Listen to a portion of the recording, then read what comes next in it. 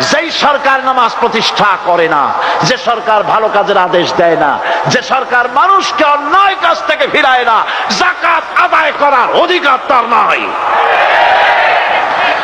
সুতরাং এমন এক সময় আসবে যখন আবার আমাদের জন্য সুখ শান্তি ফিরে আসবে।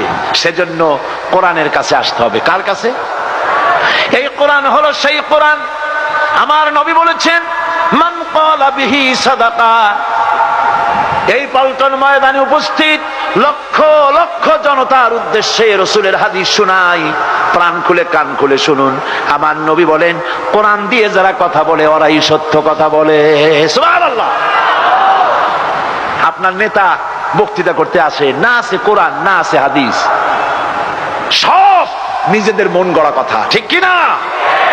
কোরআন দিয়ে যারা কথা বলে তারা সত্য কথা বলে, কোরআন দিয়ে যারা মানুষকে ডাকে ওরাই সঠিক পথের দিকে ডাকে। যেই ডাক শুরু হয় দুনিয়া থেকে, আর এর যাত্রা শেষ হয় জান্নাতুল ফেরদাউসে গিয়ে। আখরাজাহু তিরমিজি, তিরমিজি শরীফের হাদিস এটি। সুতরাং ইন্নাদ-দীন ইনদাল্লাহিল ইসলাম। জীবন ব্যবস্থা কেবলমাত্র কোনটা? জোরে বলেন, কোনটা? এই ইসলামের আইনের সামনে মাথা নত করে দিতে হবে।